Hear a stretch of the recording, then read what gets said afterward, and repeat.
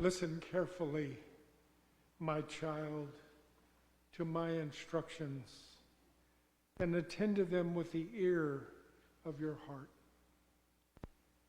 This is advice from one who loves you. Welcome it faithfully and put it into practice. These are not my words, but the words of Saint Benedict. They are the first words of what he called his simple rule for beginners, and what has become known worldwide as the Rule of Benedict. And as today is Religious Life Sunday, and we are here in this church that bears his name, it feels fitting that we would begin today with the words of the remarkable Saint Benedict. And as we explore today a bit of religious life expressed by monks and nuns around the world, what better way to begin the conversation than with the one who is known as the father of Western monasticism? A loving father, a simple message, a design for living, which gives high importance to community, humility, and spiritual and personal growth, all offered in the framework of a simple rule for beginners. It's no wonder that Benedict's rule has endured throughout the ages.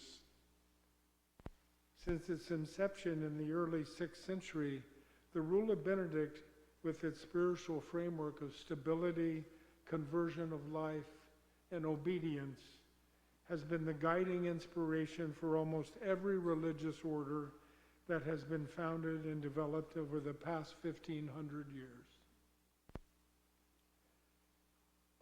Today, there are 20 Episcopal religious orders throughout the United States and Canada, and all, including our own Community of Divine Love, are part of COROA, the Conference of Anglican Religious Orders in the Americas. And we are also part of a wider web of monastic orders throughout the world from other Christian affiliations. So as you hear the people of St. Benedict's carry the banner of the beloved St. Benedict, know that you are part of a long, rich history of monasticism. But no pressure.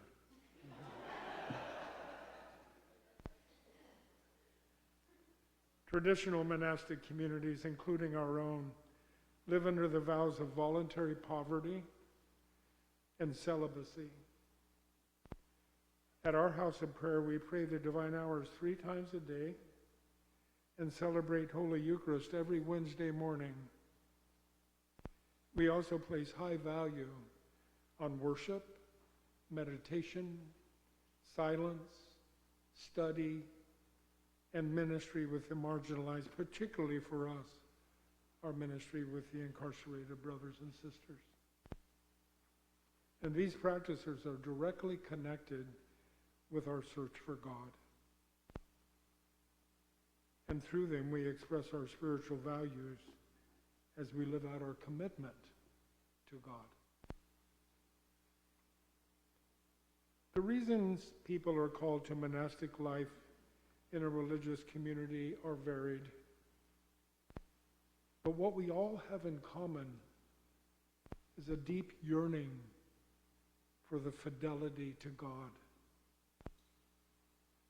For me personally, I entered this life because although I didn't fully understand what this longing was about, I had a strong sense that I needed some sort of structure that could lead me to a fuller awareness of who I am and where I was being called. That's when, in 2002, I found the Mount Calvary Monastery in Santa Barbara and the brothers there, and became an associate, also referred to as an oblate of the Order of Holy Cross. 6 years later, I met Sister Greta, only to learn that she too was in a similar relationship as a fellow with the Society of St. John the Evangelist in Cambridge, Massachusetts. And we too shared the same deep longing for God. And so, taken under the wing of the Brothers of Holy Cross, we began our monastic life, and we continue to this day. Today we hear the story of others who long ago were called by Jesus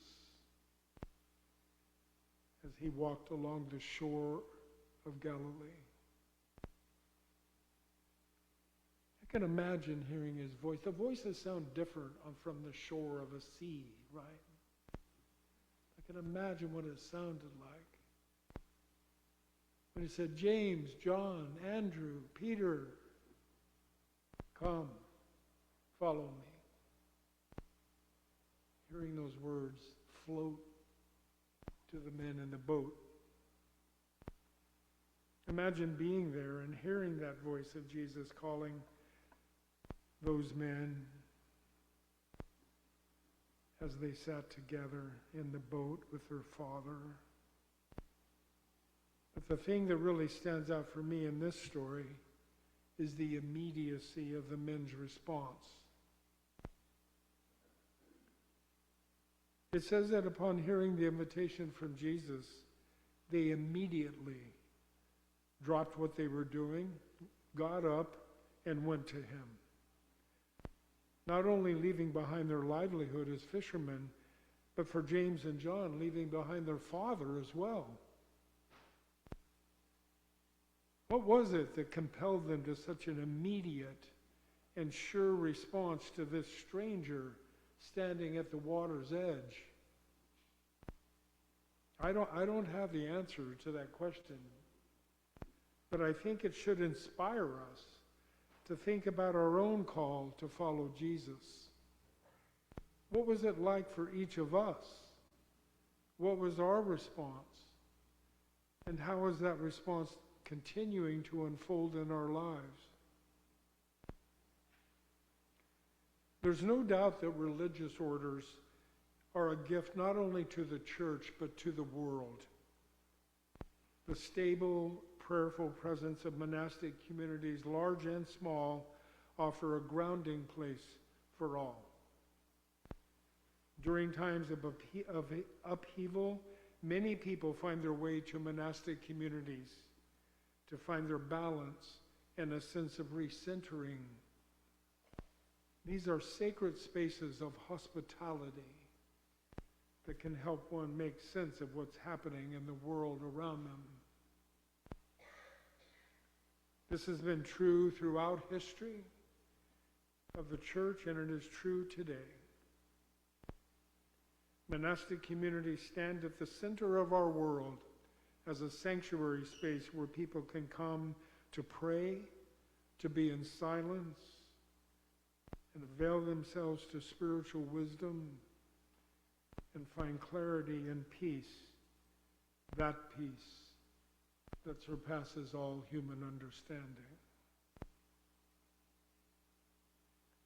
But it's important today to note that one does not need to formally enter a monastic community in residence as a monk or a nun under the more strident vows that I mentioned earlier to reap the benefits of monastic sensibilities. The monastic heart beats within all of us. Each of us has the mystical stream within us that will lead us into union with the divine. It is what Sister Joan Chittister describes as the monastery of the heart. We all have it. We all have this habit wrapped around your heart.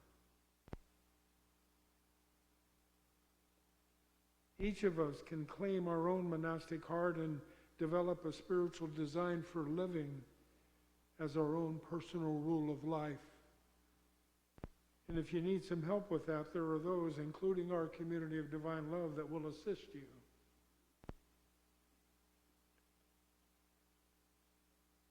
So when Jesus says, "Follow me,"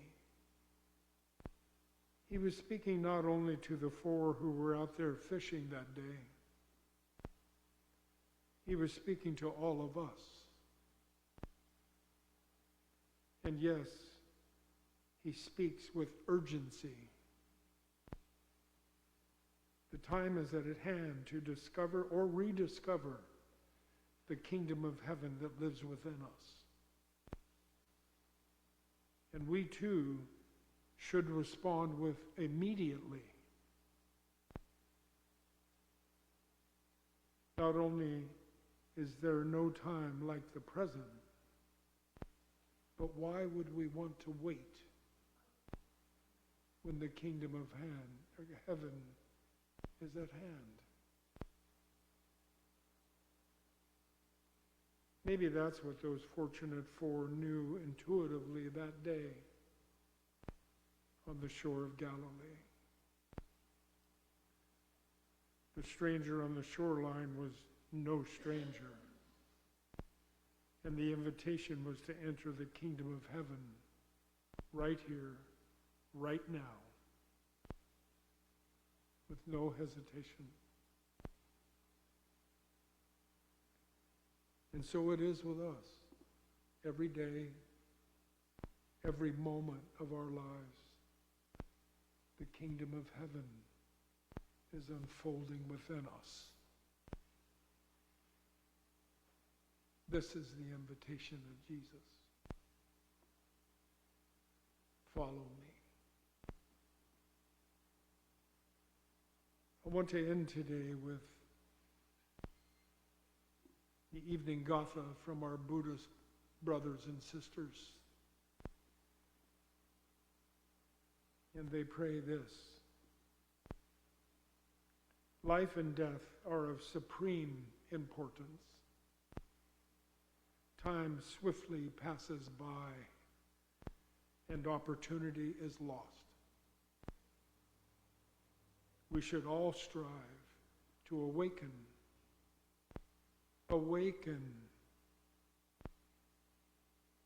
Take heed. Do not squander your life.